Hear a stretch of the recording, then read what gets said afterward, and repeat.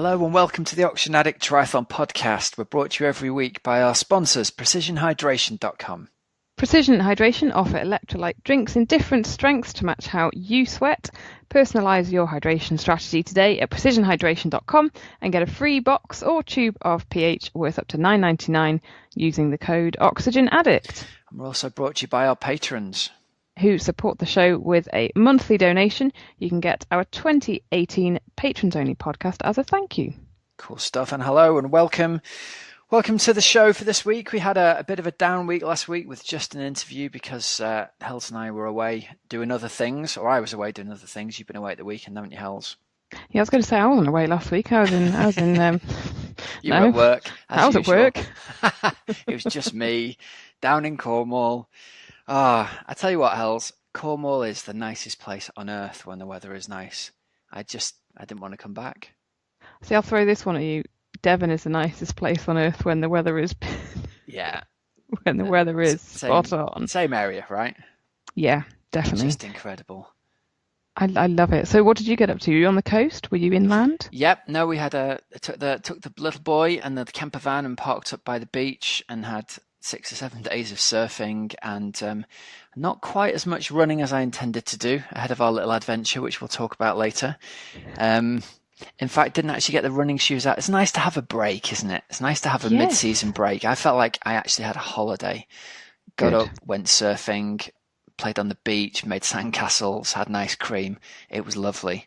However, in terms of running a marathon in about 12 days, it might not have been ideal preparation. Yeah, we will talk a bit more about this marathon malarkey. Yeah. We'll leave it till a bit later on. Shall we? Shall we leave it for a bit of there's a bit of a spoiler for later, but there's a reason you've been practicing your swimming and I've been practicing mine running, isn't there? Yes, definitely. Right. Well, Rob, again, a bit later on we can hear about the swim thing that I did down in Devon. Oh, it was great. It's the first time I've done just a swim event and it was delightful. It was really sociable, very chilled out. Well, give us a little heads up on it now. It was so what? It's called the Bantham Swoosh. Yeah. Which I like it already. Bantham is a little beach village down in South Devon, beautiful little corner of the world.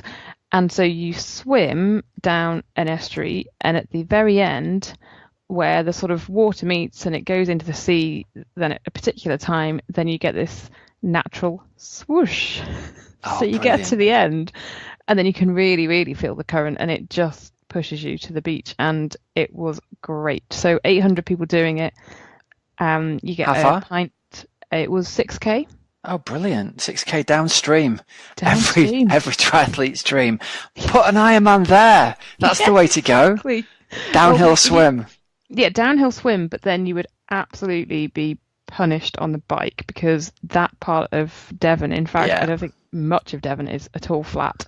And it's relentless, we didn't take bikes down this time, but we have previously. And yeah, your legs know that they have been in Devon. So yeah, we didn't do cycling, but we did do that swim and we had time on the beach and we ate ice cream and yeah, it was great. So anybody right now who's peaking and tapering for a race is hating the pair of us talking about ice cream and playing on the beach, aren't they? Sorry, everyone. Stick with it. You're nearly there. You get your end of season break soon. But it'll be perfect for people who have just raced Ironman UK this weekend because they get to sit back and chill and have some well-earned feet up after what looked like a very hot and tough day out there indeed. I know. It did look. It was turned into a non-wetsuit swim, wasn't it, for the pros? Non-wetsuit swim for the pros. It was, and I'm sure loads of people followed this on social media. There's all kinds of shenanigans went on. The water they thought wasn't. I think they had algae in the water, and it was really warm, and they weren't even sure whether they were going to be able to hold the swim. So at least they got to do the swim. And obviously the bike was cut short because they couldn't take the original route up over the moors because of the wildfires up there. So credit to the organisers for actually getting a bike course together at short notice they could do, because I imagine on your list of risk assessments as an organiser, half the bike route being on fire isn't really the kind of... What do you think the weather was like last year? Do you remember the torrential rain that happened? Yes. So it just could be anything in this country, couldn't it? So I feel sad for the people who were doing their first Ironman, because obviously I agree with you. You'd want to get that full distance under your belt, but I mean, I'll throw this in now. There was a great tweet by a local legend of Northwest Triathlon up here called Mark Lathwaite, who runs the endurance store. His tweet just said, "I wish there'd been another 17 miles on the bike. Said nobody, ever."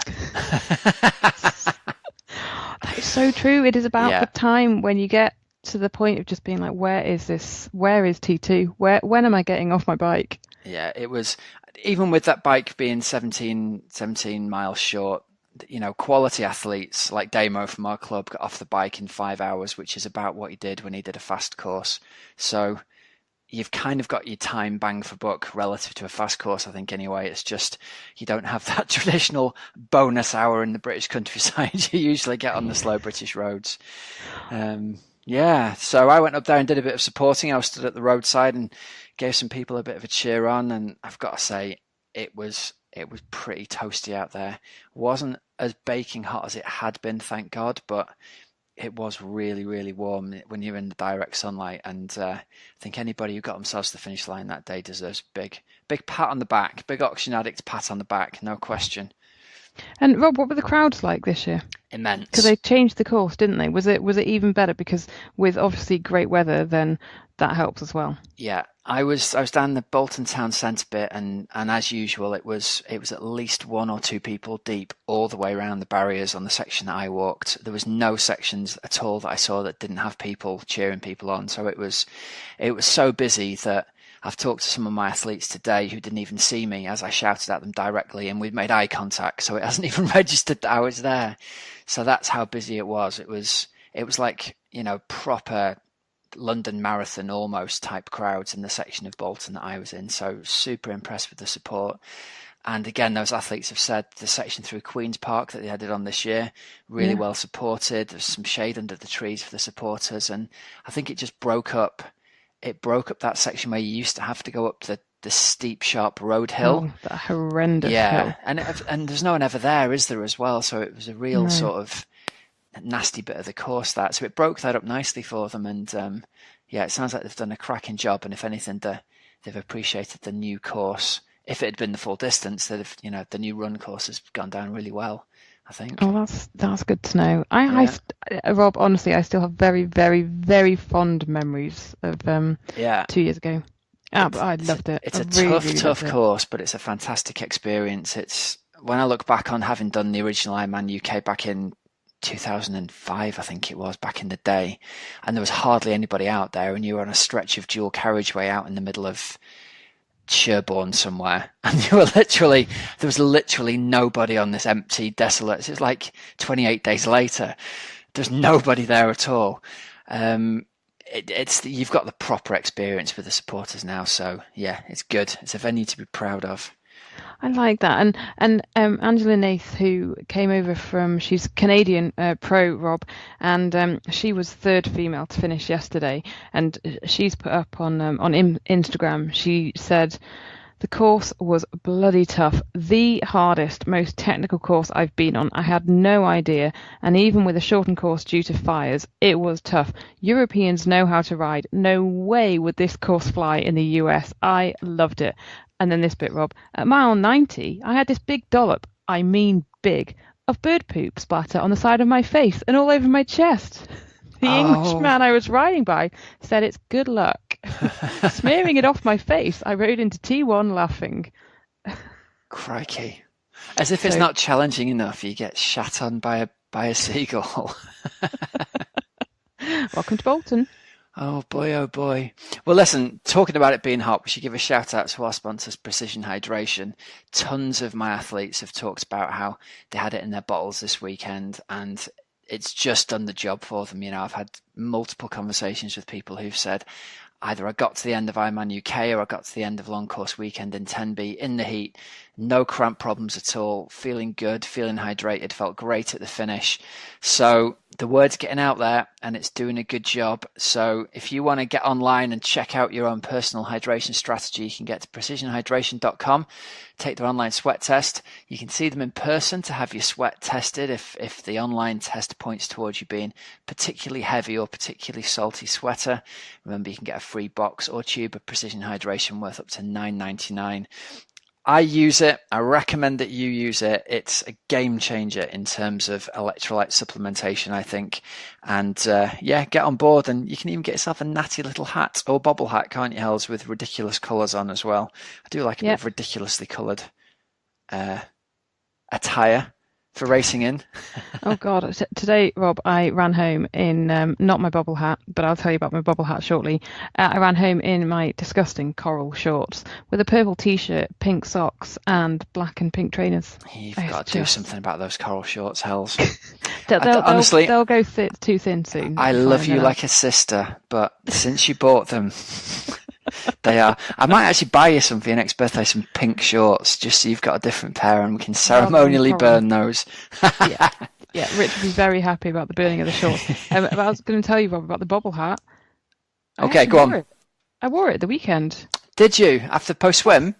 Pre-swim, because it was a bit chilly first thing in the morning. Yeah, well, it's good to stay warm first thing when it's a bit nippy first thing in the morning, isn't it?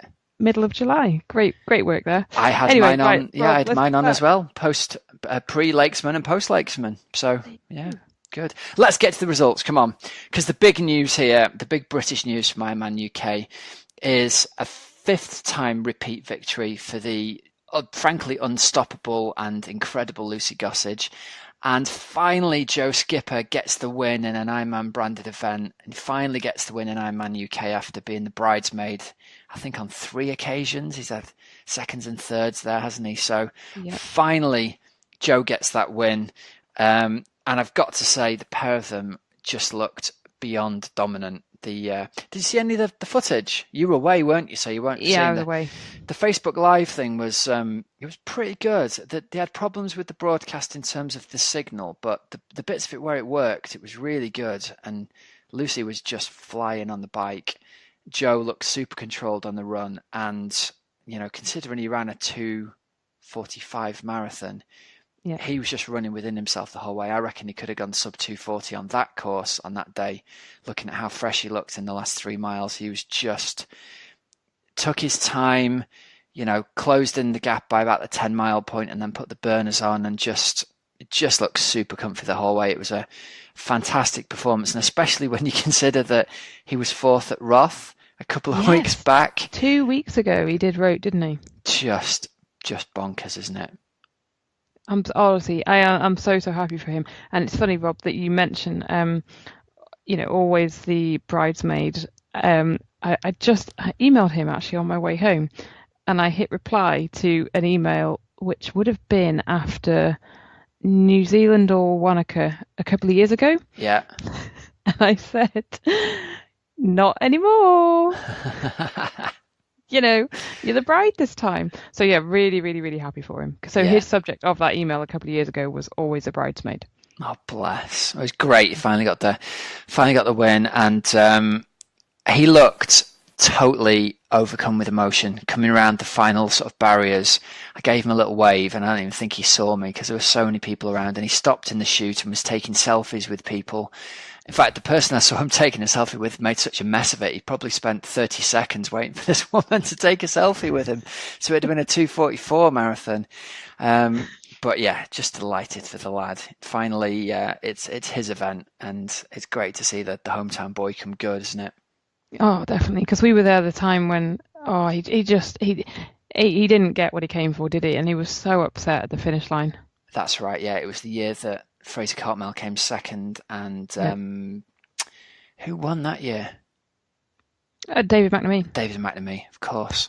Yeah, good lad. That'll set him up now. He's got his points that he needs to go to Kona, so game on for him. Great stuff. And as for Lucy, I mean, she was, I don't even know how far ahead she was. She must have been 15 or 20 minutes ahead off the bike. She just was in cruise control and massive grin on her face running along, bouncing along happily with her arms waving in the air. She just looked fantastic. Oh, she won by just over half an hour, obviously, like 33 minutes pretty much. And just domination. Yeah.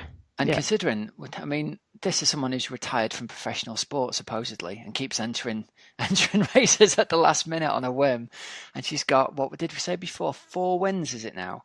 She's got Wales, Italy, Lanzarote, and now UK. Since Bolton last year, yeah. Yeah, but since going back, had she gone back to work full time by Bolton last year? I think she might have done. Yeah. Wow. What a phenomenal talent. It's amazing, isn't it? Yeah. So, congratulations to them both. 11 iron distance wins, Rob, from 20 starts. Yeah, and she was on the podium for 8 others, I read. So 19 out of 20 races she's done.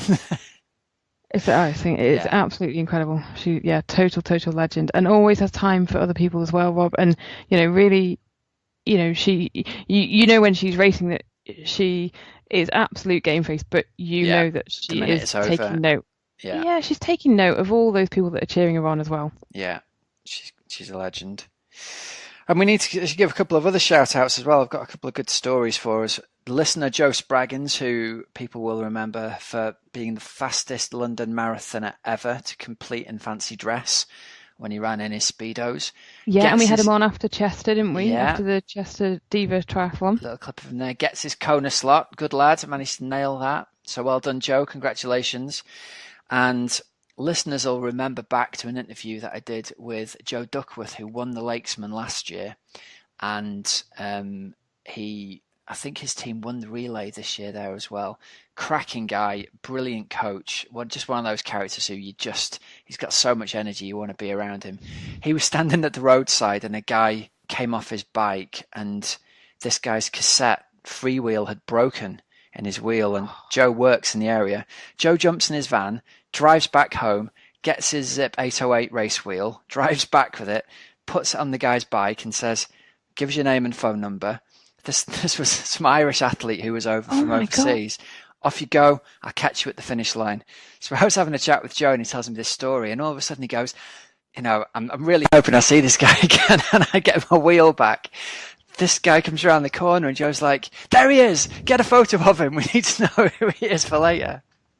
So the guy came over and had a chat and said, "Oh, thanks so much for giving me a wheel." And Joe texted me this morning and they met up at the finish line and had a big hug, and the guy gave him his wheel back. But what a guy giving £1,000 wheel to somebody so they can complete the race. It's amazing, isn't it?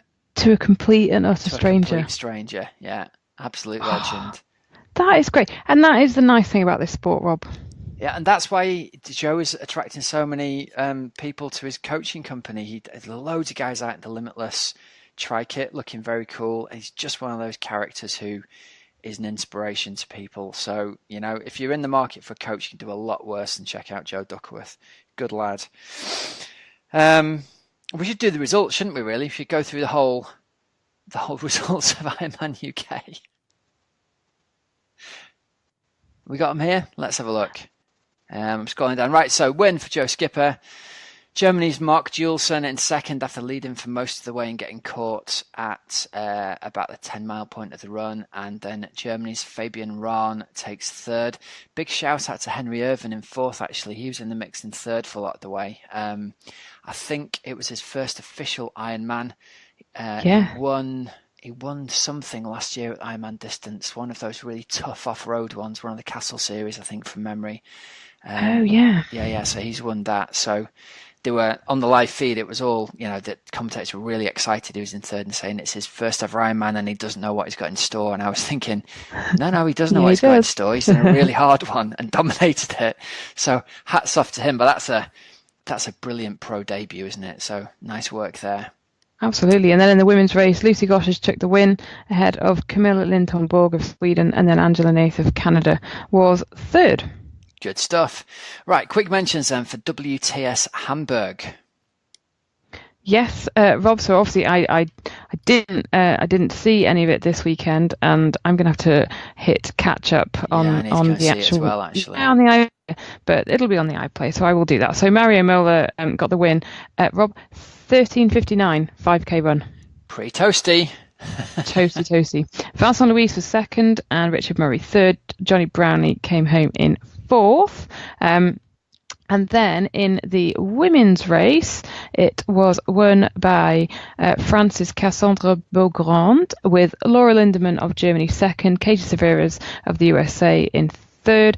Nicola Spirig was fourth, which is great. So she's obviously back on the radar for Tokyo. And then there were top tens as well for Non-Stanford and Jodie Stimpson, but I think Flora Duffy must have had a bit of an off day because she was 10th. Yeah, I'll tell you what, Spirig running 16:30. If she'd just been a few seconds faster, she'd have been up on the podium, wouldn't she? So, considering she's at the start of her build phase, she's an incredible athlete, isn't she? Honestly, it is. And 2 children. Yeah. Down the line, she must now be one of the oldest, if not the oldest, on that World Triathlon Series circuit. Still running 16:30 off the bike. It's absolutely mind-blowing. Yeah, absolutely. Yeah, nice work. All right, and another one to catch up on while we were away. It was obviously Ironman Germany, the Ironman European Championships. Very interesting from my point of view. Looking forward to Kona to see what would happen with Jan Frodeno racing both Patrick Langer and Patrick Nielsen. And I always go back to that interview with Lionel Sanders saying Frodeno's obviously set his stall out. He's racing me. He's racing Patrick Langer. He's racing, Sebi, and he's trying to dominate us mentally. What a performance. Frodeno just basically swam with them, rode with them, and said, do you know what? I'm going to run away from you all. And from reports I've read, it looks like Langer had the opposite view. Langer tried to do lots of work on the front of the bike as well. And obviously that's come back to hurt him, hasn't it? Because he just didn't have the run legs he usually has. I would have loved to have seen a shoulder-to-shoulder run battle with those two. Oh, honestly, but Frodeno was almost, well, it's just like, he sort of that tiny percentage, that class, a tiny bit higher, you know what I mean? Yeah. Well, he's proved he can do it every way, hasn't he? He's exactly. proved he can just go off the front on his own and do that all day long. He's proved he can sit in the pack and run away from people. He's proved he can ride away from people and hang on the run.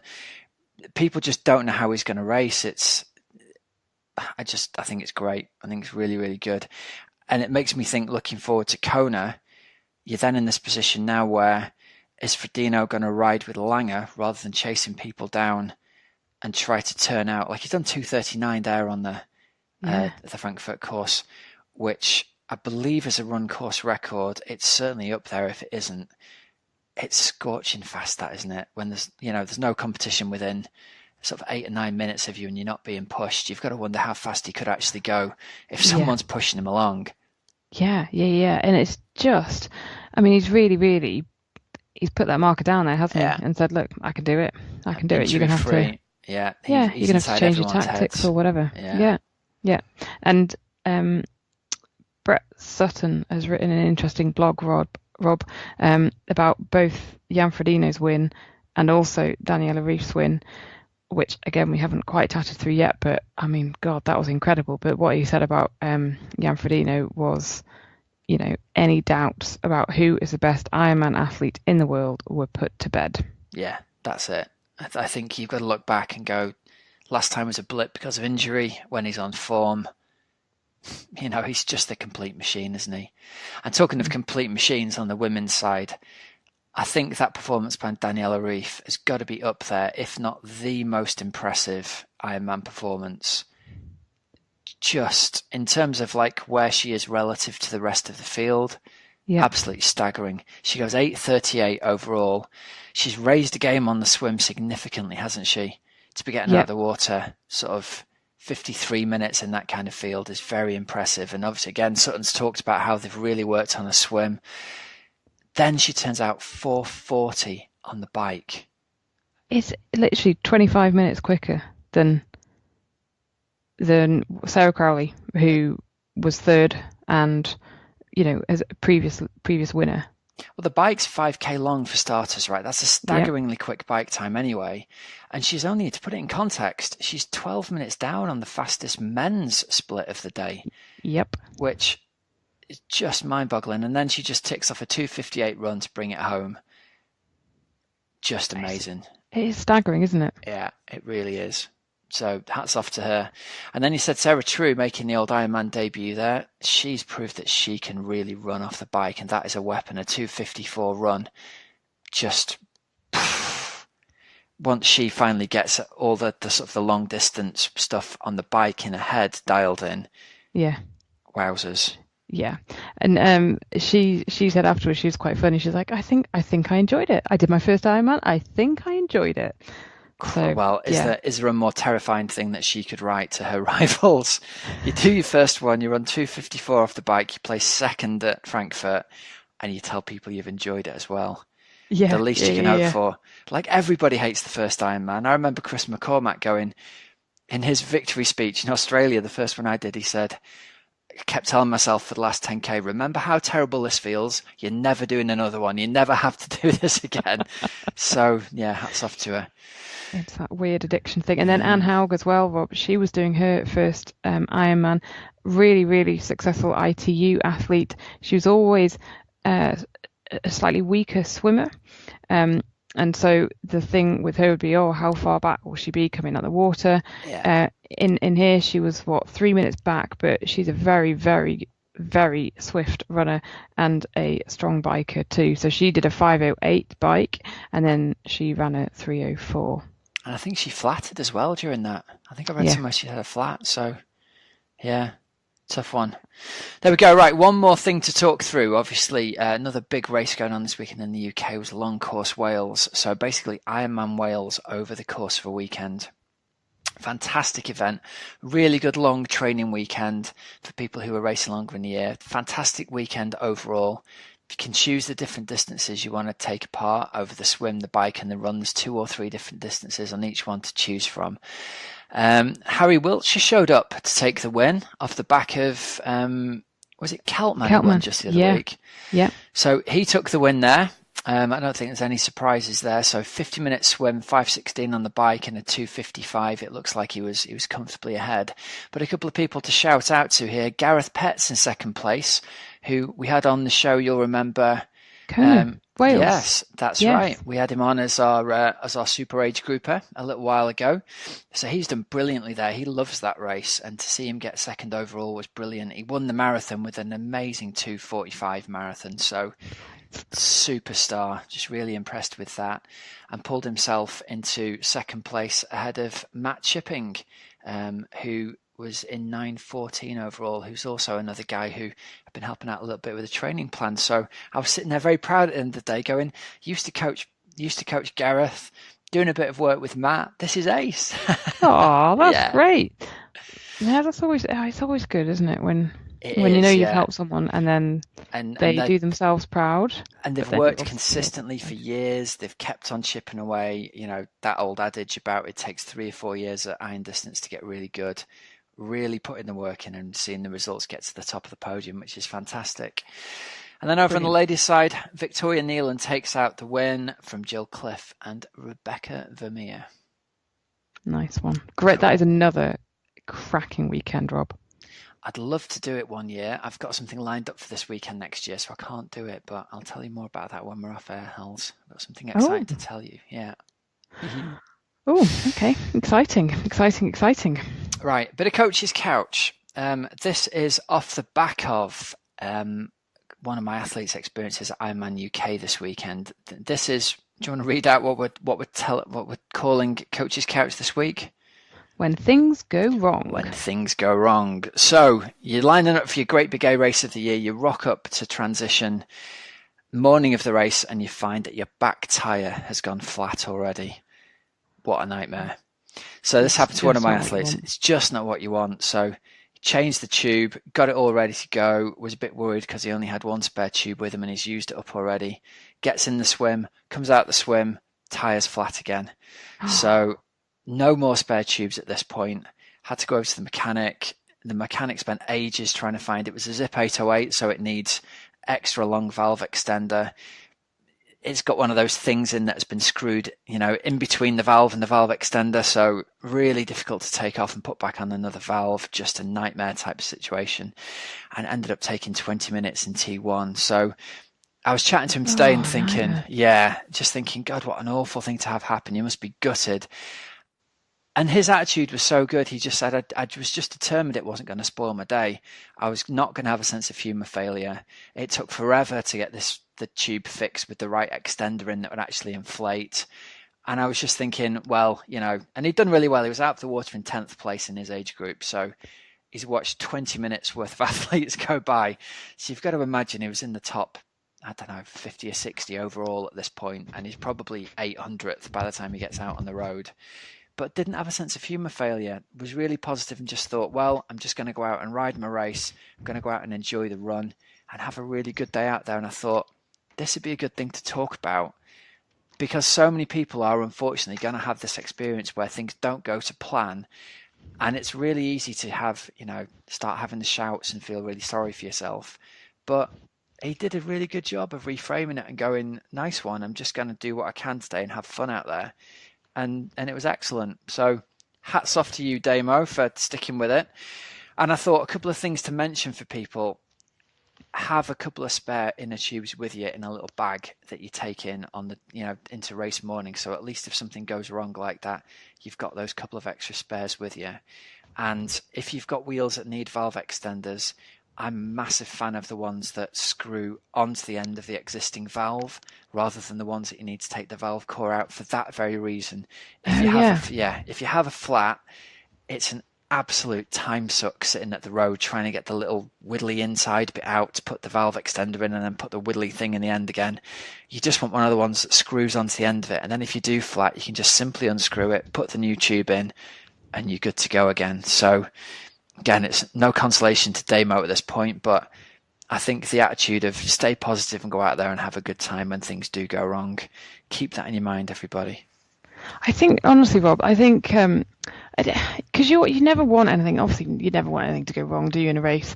But you almost have to work through some of those things because you don't know ever what's going to happen. So, when you just sort of hear sports psychologists saying, and they almost say, almost prepare for everything, because then at least you won't panic if and when something does happen. Yeah. Definitely.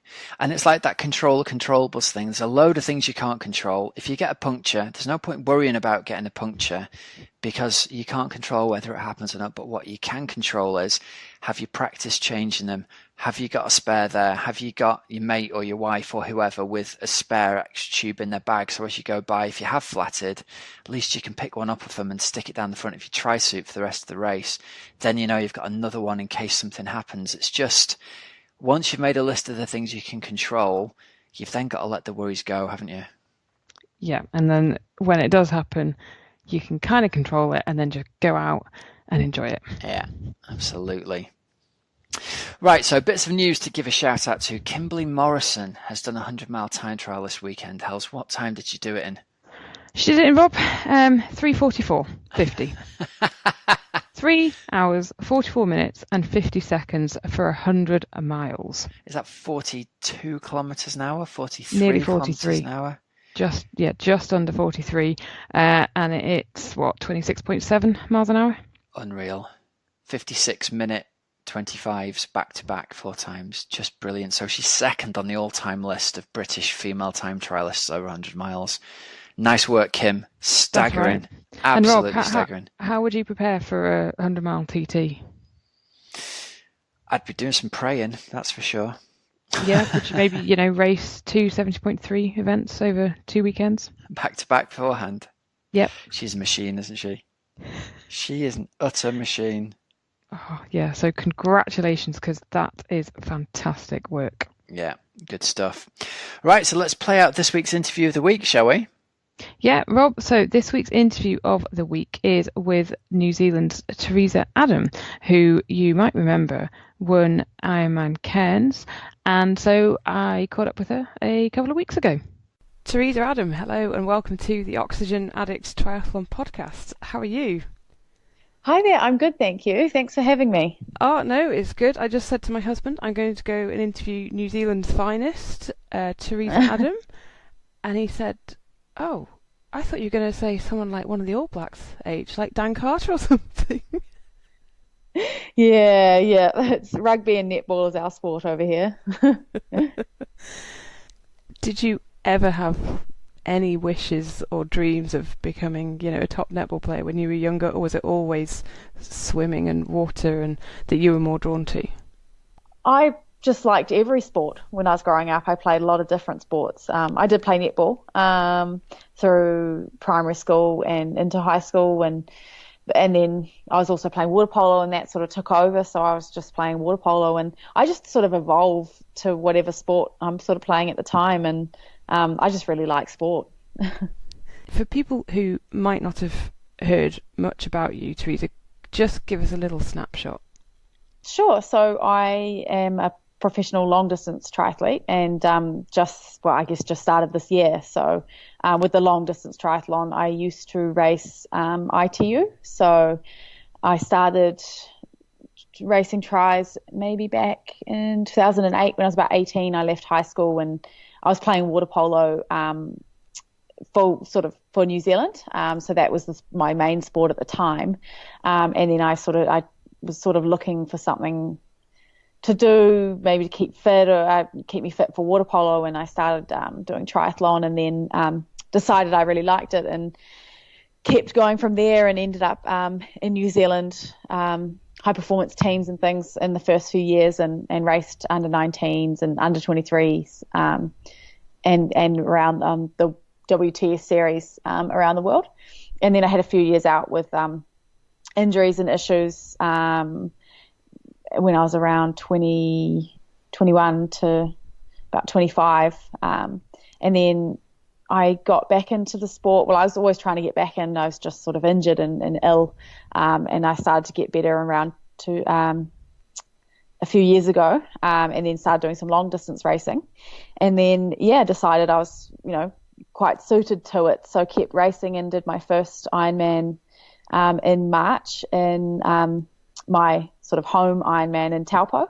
And then that went really well. So I came second there. And then I decided to race Cairns to see, how I'd go, and ended up winning that one. So that was cool. And that's where I'm at. It sounds like it's been a complete and utter roller coaster then since you're a teenager. Yeah, I mean, I guess I've always just sort of been an athlete, so it's just always been my life from when. So I started playing for New Zealand when I was 15 for water polo, and so I was travelling overseas doing that, and whilst I was at high school. But yeah, it just, I guess, when you do it for that long, it kind of becomes normal life. Yeah. Were you by far the youngest at 15 on that squad? No, it was actually an under 15 team. So, yeah, I played for the national team when I was 17. Okay, yeah. Okay, that makes sense. So, and I guess there were hopes of going to London 2012 with the water polo. Or Beijing? No, Beijing. Okay. Yes. I did play a qualifying tournament with the New Zealand team against Australia, and we were looking at qualifying there, but we didn't make it through there. So yeah, it was Beijing back then, and then I switched to triathlon, and I got shortlisted for the London Olympics in triathlon. So I was one of the top 5 girls that were looking to go, but I didn't end up making that team. And is that when injuries really started to sort of take their toll? Yeah, no, so I was injured before that. I ended up in, I think about 2 years into doing triathlon, I ended up with compartment syndrome. So it was in my calves, basically. You sort of develop it, I think, and coming from a water-based background and not having done much running, and just, I guess my path in triathlon was quite steep. So I went from not doing any running to doing a lot of running in a short amount of time. And so I ended up having to have surgery on both my legs to release pressure from the overuse in the scar tissue in the calf muscles. So that was a major, and I had that in 2011. And the London Olympics, I was training mostly to be a swim biker, and to help one of our girls win a medal, say Andrea Hewitt or Kate McElroy. So that was my role, going to be my role. So I was spending a lot of time in the pool and on the bike, but that didn't end up happening, which was fine. Can you describe how much pain you were in during that period? With the compartment syndrome? Yeah. Yeah, it's an odd one. So I get, like, obviously I had a lot of different niggles and issues, and the compartment syndrome only really got really bad in races. So I would start, I'd get off the bike in a race and I'd start running. And it especially started to happen more when I moved up to the Olympic distance, because at under 19s, I was racing the sprint distance, so it was only 5Ks, and I didn't get the same symptoms. But I'd start running and I'd get like really sore calves, like they'd start to get tighter and tighter, and it felt like I'd done like a million calf raises on both legs, and they were just so sore. But then that would go away because my feet and toes and feet would start to go numb, and then I'd get numbness up the calf to my knee until I couldn't actually feel my leg from the knee down.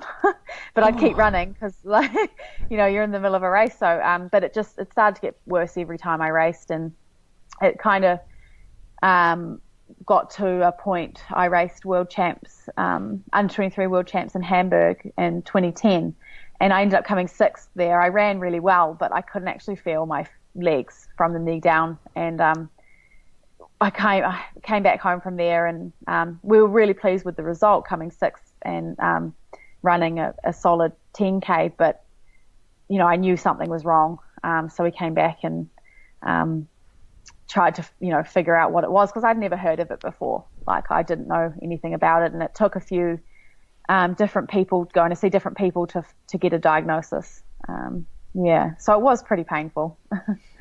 And you must have, that feeling when you crossed the line in Hamburg must have been such a mixed one of, elation, yet knowing, there's something not right at the moment.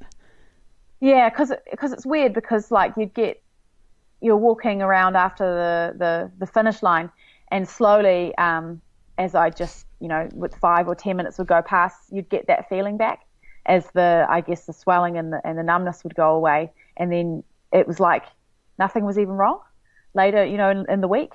So that's why it was so confusing for me, because, an injury you kind of think just gets worse until you feel it all day when you're walking around. If you get like a bone injury or something, you can feel that when you get out of bed and things like that. But this one, because it was only happening sometimes, it was confusing. So I guess I after the race in Hamburg, I wasn't thinking about it too much, so I was just happy about the race result. But then sort of came home and thought, okay, we need to investigate it a bit more.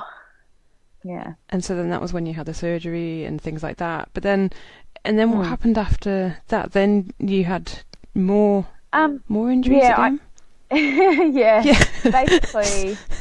Basically, because I was still, I think my whole thoughts process back then, because I guess, you're young and I was still new to the sport. I was like, okay, sweet, this is going to fix me. I'm going to be able to get back into it and be better than ever.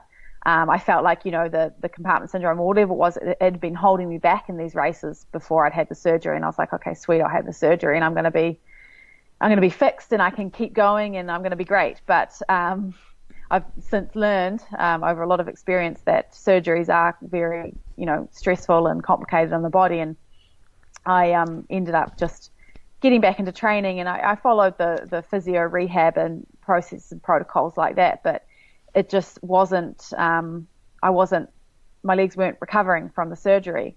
So, but obviously I'd been selected to be a swim biker, so I kept training, and I kept riding was fine and swimming was fine, so I kept doing those things, but my legs just weren't recovering. And I kept trying to run, and I went through multiple return to run programs, run walk programs, and I kept trying to get back running, and it was just very sporadic, and it was quite a annoying time, because you're supposed to be a triathlete and you can't run. But it just got to the point where my calf muscles, because there was so much scar tissue in there, I didn't know this at the time, would just sort of start to stretch and tear. Like I was getting little tears, little micro tears all the time, all through my calves. And so I guess it got to the point where, I didn't get selected for London, and I wasn't running, and I was like, what am I doing? And I was in a high performance program in New Zealand here, and I'd seen everyone and I'd been getting all the treatment, but I just wasn't getting any better.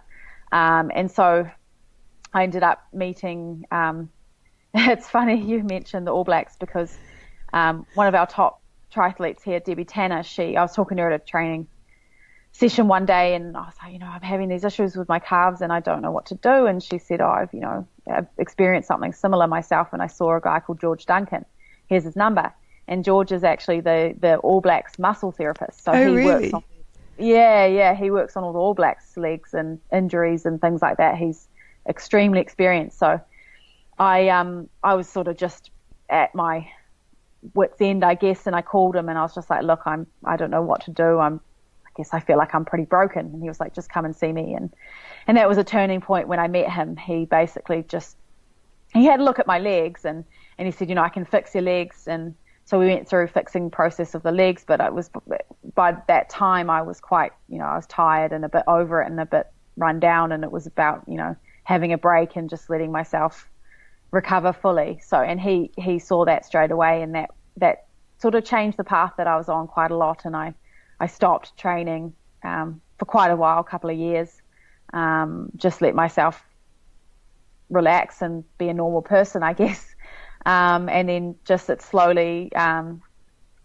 I just slowly built back up my confidence with training and things, but just outside of, any sort of high performance environment or program, I was just back at home by myself doing my own thing. So that's sort of that pathway.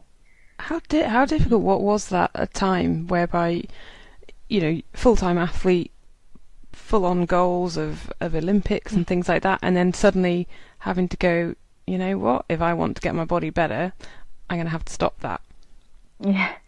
Yeah, I think it just got to the point where I just wanted help, and I had a lot of help.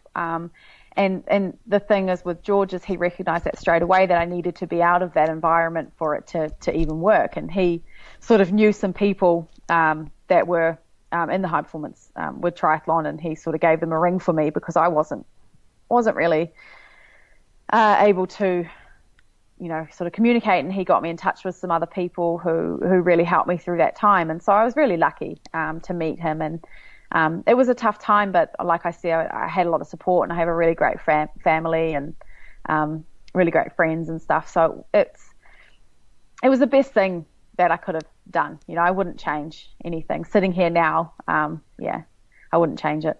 Things happen for a reason, don't they? Yeah, I don't know. I guess so. But life's short and everyone's life is really different, and things happen because of, things that you've done or something's happened, and so there's nothing you can do about it, I guess. You just keep going. So during that period, is that when you got a job and things like that, and you were looking at a career, not necessarily away from sport, but away from you being a professional sports person? Yeah. I guess so. Like I just didn't know, and I just, with when I thought about it, and you're talking to people I'd met through George and that, and they just said, you can't look forward or back, just stay in the present where you are now, and what will be, and you can let yourself, you can choose to do some training and things, and you can, we don't know where you're going to go, we don't know how far you can get back, and whether you're going to, reach the same level you were at. But I'd gotten to the point where I was starting to feel happy again, and just, and I was getting into coaching and doing some coaching and things like that, and it was fun, and I was enjoying it. And I guess now, by going through that, and even sitting here now and my past few results, I know that, I'll be fine if I have to stop training tomorrow. I'll just go and do something else. Which is, it's an amazing thing to have in your toolbox, because you can become so sort of focused and obsessed by one thing, and then when that one thing stops or it's taken away from you for some reason, it's so difficult then to deal with it. Yeah, definitely. And I've been there, and that was me. So I guess I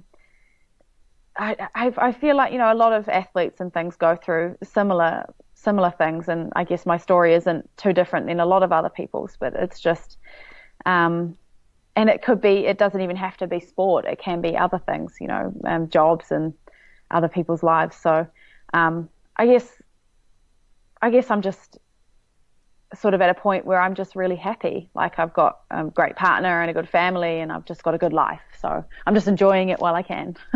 I love it. What did you like? You said you had a normal life for a little bit.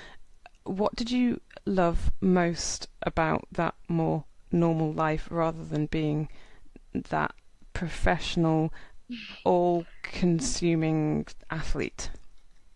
I guess sleeping in, not worrying about everything that I'm eating, just little things, But the thing is, like I said, I've always loved sport, so it would always be a part of my life anyway. I was always trying to do some sort of training or whatever I could manage at the time. But just lots of little things, spending more time with family, which is what I do now anyway. I feel like the long distance suits me a lot more, and the fact that you do a few less races, so you can sort of stay at home a lot more and be with the family. So I've made some changes from that period, and I've brought them through, so it hasn't really felt like I'm not doing much differently now, if that makes sense. Yeah, that does make sense.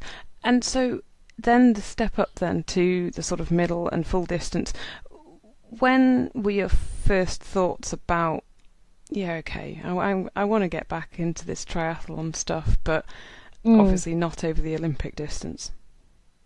Yeah, so I guess getting back into it, I just kept training and getting back into it. I did some races, just age group and stuff around New Zealand and that. And I guess the turning point, was when I met my partner about 3 years ago. I was doing I wasn't fit at all, and I was doing a race that we have a Tauranga half, like the half Ironman here in New Zealand, and I met him because him and his brother were doing it in a team, and Dan, my partner, was going to do the run and his brother was going to ride, and just a local tri club was like, we're looking for a swimmer, would you be interested in swimming in this team to do the Tauranga half? And I was like, yeah, sure, because I've always been able to swim well from my water polo days. And so I met him, and we sort of we got along straight away, and we're best friends, and he's been a New Zealand rep in cycling and things as a junior, and he's always done a lot of cycling and sport, and so I guess we sort of spend a lot of time together and train together, and he started to learn a lot about me as well, and I was trying to, I still had my sights on going back to ITU or doing Olympic distance, because that's what I used to do. That's what I'd done. I didn't know. That's what you knew. Long distance. Yeah, I didn't know long distance. I didn't have a time trial bike. I didn't really know about doing a non-drafting bike and then running off the bike, and so I hadn't thought about it, and I hadn't done one before, so I wasn't sure if I'd be any good in it. But I guess he could see, like I see now, he could see from then on, from right at the start, that I was a lot more suited to the longer stuff, as I have a lot of endurance and I can go quite steady for a long time. But I was sort of still adamant I wanted to do the short stuff. But so we he wasn't going to ever tell me what to do. So I started to do some more of the elite series here in New Zealand, and I was doing some sprint races. But the problem was I was racing and I was just always disappointed. I'd do a race and I'd just be, not that happy about it. But I kept training, and then we were like, we'll do a half, just to see how that goes, just for fun, just for training or whatever. And I did it, and I loved it. It was so awesome. We have one here called Rotorua, and it's like the Rotorua Half Ironman. It's just really casual fun, but it's a really tough course. So the bike's super hilly, and the run is mostly off-road and really hilly around some lakes. And I just felt really good all day. And I was like, I've heard that half Ironmans, especially this one, are really hard. But it was obviously hard, but I didn't feel like it was that bad for me. And I was like, this is cool. So we thought we'd do another one. I did the Tauranga half, and that again went really well, and I really enjoyed it. And so that was not last. It was last year, so it wasn't even that long ago. Okay, so sort of 2017. Yes, 2017. Yes. Yeah. And and so then I had some time over winter, and we were kind of like, okay, we came to a point where like, okay, so we're going to do ITU or we do go long distance. And it was just pretty clear that I'd enjoyed doing the longer races a lot more. And I'd done one more half in Auckland, and we bought a little TT bike for me, and I just loved it straight away. So I guess that was the decision made from then on. And it was all about just sort of learning how to time trial and things over winter. And again, Dan helped a lot with that. And and now we're here. And then you signed up, obviously, for Ironman New Zealand. What expectations did you have going into that? Oh, none whatsoever.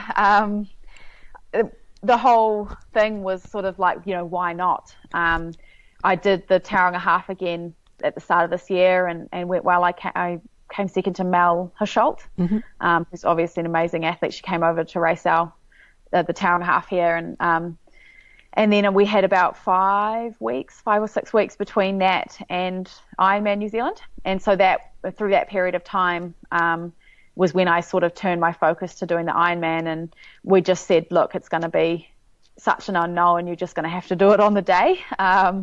So in terms of training for it, we were just like, well, we'll do our best, but it's, you can't, it's hard to prepare for something like that. So we'll just see how it goes. So I had sort of like 5 or 6 weeks where I did some longer sessions, some key sessions to practice like nutrition and pacing, and then raced. And yeah, I just honestly, the goal was to finish and just not go out too hard, just pace myself well so that I'd have a fun and happy, like good day.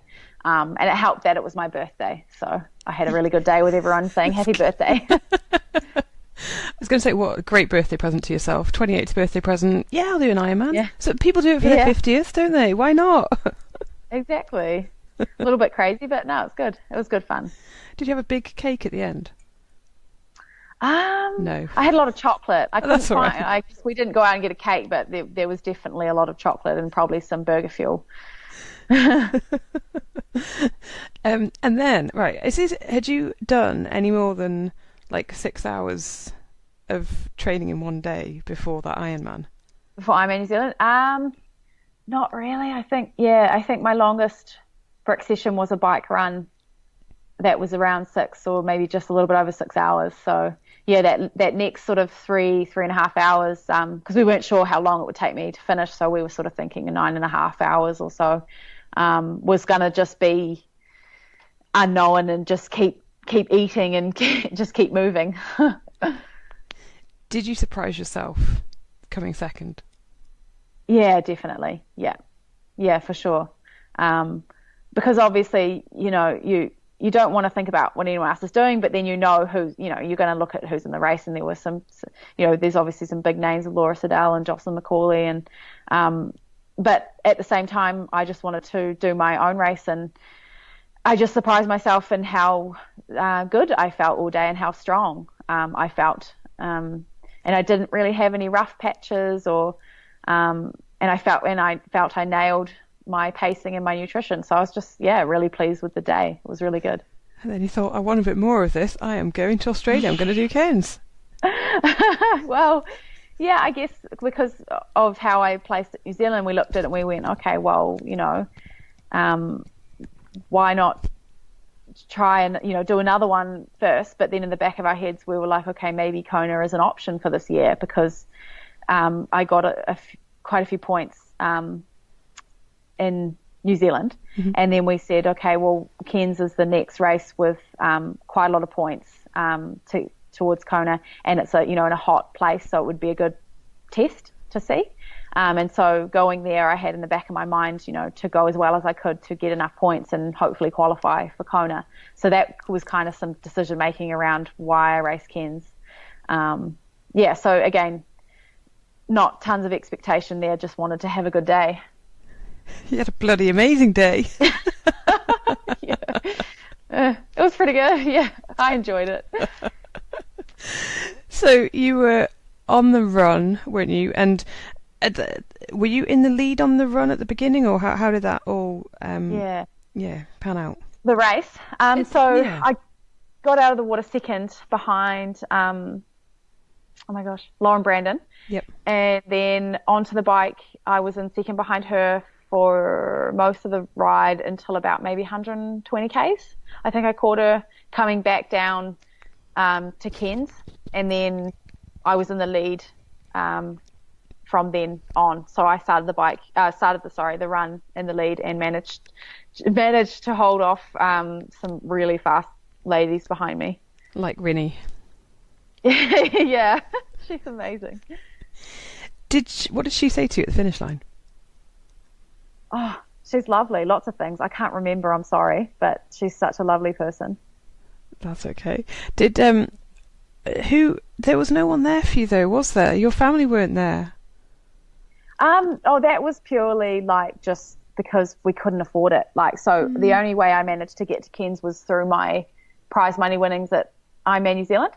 So we were like, well, we'll just, you go over as close to the race as possible, just spend a few days before and get through the race and then get home. Because like I said, I have really, really good support here. So, and my partner is so supportive, and we, obviously every day he was sort of FaceTiming me all day. So I wasn't like, I wasn't alone. I had a lot of support and things like that, but it's just, you get across the finish line, you're a little bit emotional and you're not thinking. So you say some things, but, yeah, I was by myself doing little things, but when I was finished with all, the prep for the race and that, I was just chatting to Dan all day, so that was nice. Have you had the prize money yet from Cairns, and have you been able to buy the tickets yet for Kona for everyone? Well, not everyone, because it's obviously not that much money, but you know what I mean. Yeah. No, not yet, but we've made plans and we're booking things, and Dan's coming with me, and it's going to be such a cool adventure. We're going to go do some training in the US beforehand, and then head over to Hawaii, because obviously it's winter here in New Zealand now, and it's quite cold. Like this morning, it was about 1 degree Celsius. Yeah. So that's really cold. So it's like that's frosty and just freezing. So it's not great prep. So we'll head somewhere hot to prepare, and then head over, and yeah, it'll be fun. Rewind 12 months. If someone had said to you, you're going to be going to Kona in 2018, what would your reaction have been?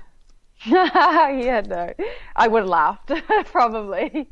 Yeah, I just, the whole thing is I just keep sort of trying to go with the flow as much as I can, and so I'd never sort of try to expect anything or look too far into the future, but definitely would not have expected to be going to Kona.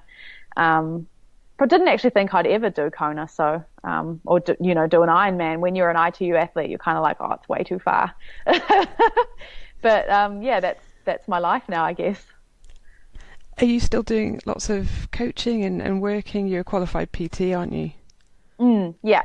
Yeah, I'm still doing some work and things like that. So I'm just these first few weeks sort of getting back into training and making plans, and then I'll revisit and see what I'm doing. But I'm definitely still coaching and things like that. But just I guess over these next few weeks, because things have changed a little bit since Cairns, I've got to make some decisions and think about what I'm going to do next.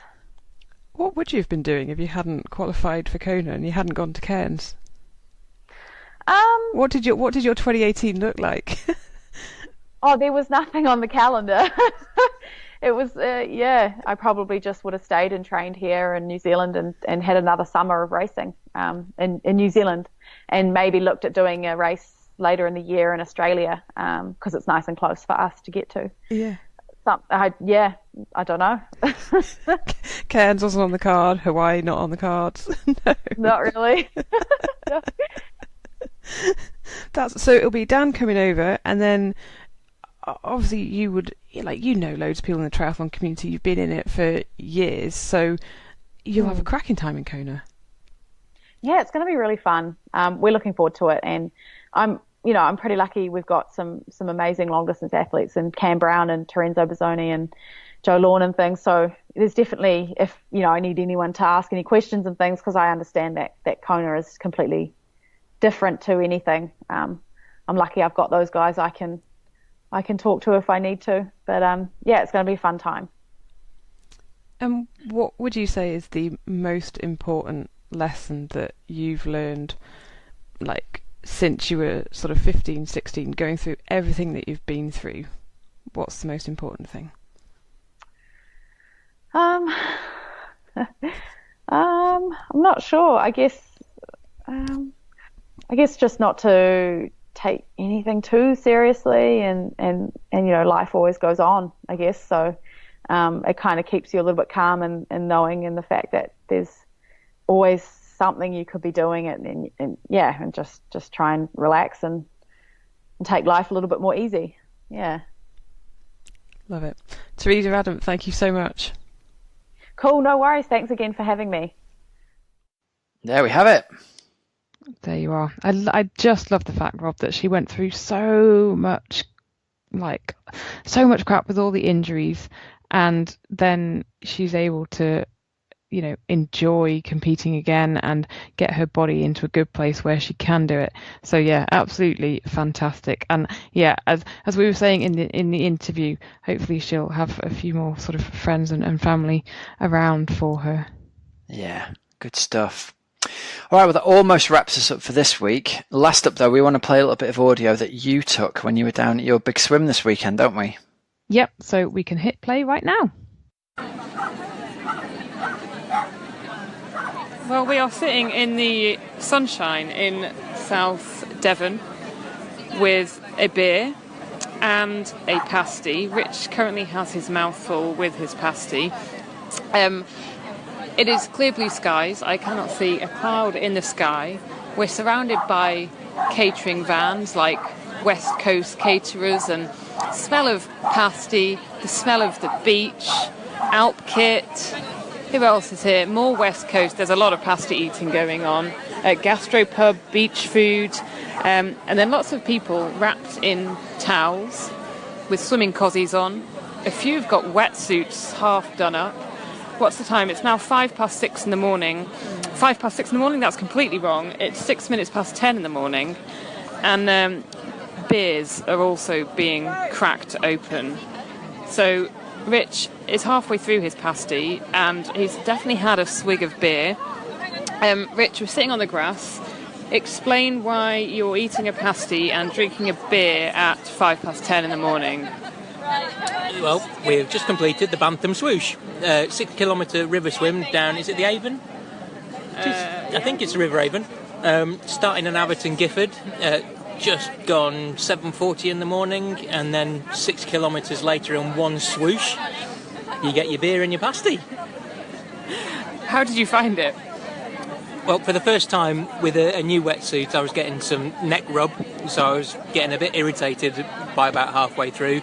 But the swim's really shallow, so you can stop, float around, have a rearrange, and then carry on.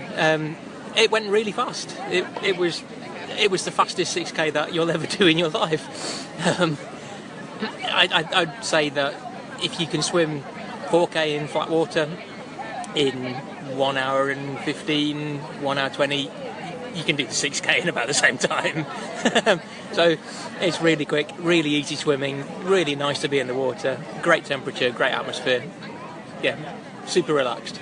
If someone had said to you this time last year you would be swimming 6K, what would you have said to them? Well, it would be 2 words beginning with F. Finishing it off. Yeah. No, I wouldn't have believed it, but we thought this was going to be a fun idea, so we entered and we did the training, and we've been swimming regularly. I say we, I'm talking about me and Helen. We've been swimming regularly even since when we went over to Australia in the springtime. We were out in the Aussie saltwater pools, open water swimming most days. So I think we put the work in, and then you get up to 4.5K in our local Boundary Park lake, and that was enough, I reckon. So yeah, put the work in, get a pasty. And what about the actual route and swimming down the river? Oh, the route was beautiful. The river meanders quite heavily, so you definitely need to follow where the guys on the paddle boards are telling you to go in order to stay in the deep water channel, because it is really shallow water. Yeah, I mean, like, there were times when I just popped my head up and, well, apart from for sighting, just looking around going, I'm in a river in Devon. This is mental. And yeah, I mean, it was a bit murky and grotty at the start. It's quite a narrow channel, quite heavily weeded and lots of sort of surface scum and muck. But as you got into the main channel, excuse me, that was a beer burp. You get into wider water, all of the crap goes, and you can see the bottom. You can just see yourself skimming along the sand. Yeah, it's really cool. Would you be tempted by another big swim? Well, now that we've done the 6K, I reckon he's tempted by the dart. I reckon the dart. If Ralph Corrigan can do the dart 10K, then I bloody can do the 10K, can't I? And the thing is, if you're assisted by that current, even if it's not as swooshy as the swoosh, it makes a massive difference. You can swim a comfortable stroke and still be whizzing along, so it feels easier than it probably actually is. I reckon I'm going to go flop later. I think I am actually really proud of, I know I'm biased, you are my husband and everything, but I'm really proud of you because you've never really liked swimming, and even a year ago you had a real confidence issue with swimming.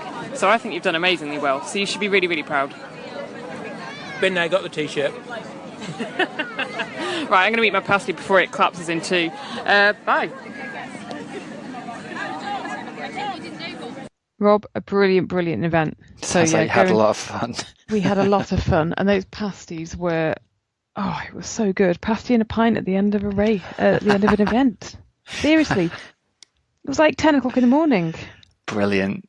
Can't say Fred and that. Sunshine, pasties, love it. Yeah, and a little beer.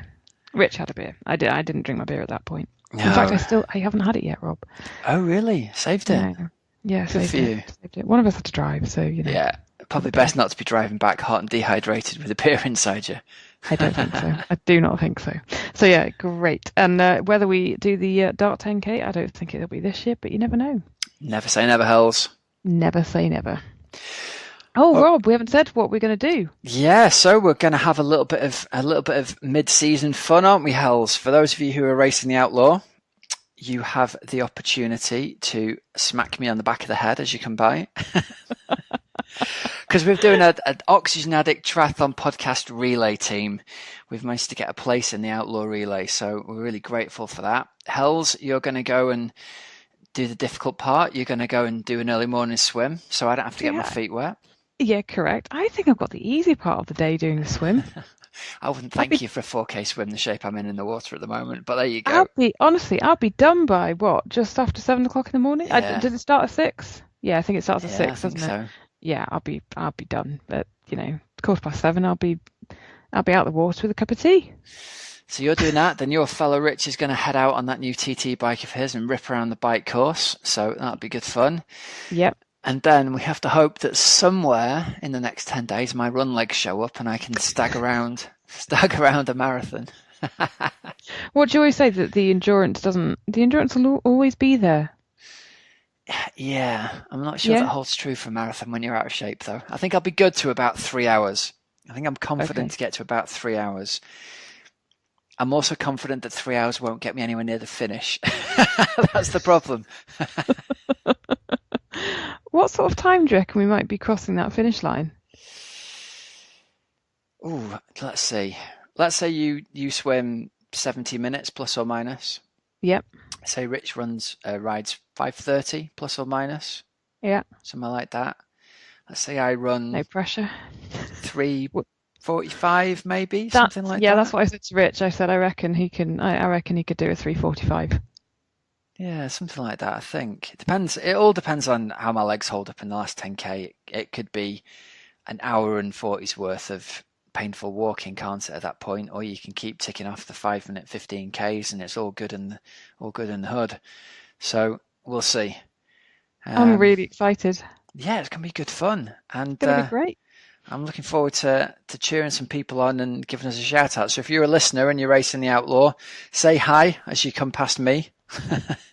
Yeah, and don't say hi to me because I'll have my head in You'll water. have your head down in the water. Yeah. Yes. Good stuff. Afterwards, and hopefully before, and hopefully I will have a few fueled by more cake books. So if you are going to be there, bring £10 and I can give you a recipe book. Yeah, cool. So you're going to be at registration, hopefully, aren't you, with a little so. little table or something. Get realised. We'll find a way. If you want to get yourself a fueled by cake book, come over and see Hels, and come and say hi. Be nice to meet you all. Good stuff. Awesome. Right, well, we better wrap it up, Hels. Thanks for listening, everybody. I have been Coach Rob Wilby. I have been Helen Murray. And you have been listening to the Oxygenaddict Triathlon Podcast. We shall see you all again next week. Until then, if you've just raced Ironman UK, well done. If you're about to race the Outlaw or Hamburg or any of those other big races, keep the taper going, stay off the surfboards and the ice cream for a couple more weeks yet. And remember, you can use the code Oxygenaddict to get yourself $9.99's worth of free precision hydration from our sponsors. So until next week, have a great, safe training and racing week, and we'll speak to you all again soon. Cheers, everyone. See ya.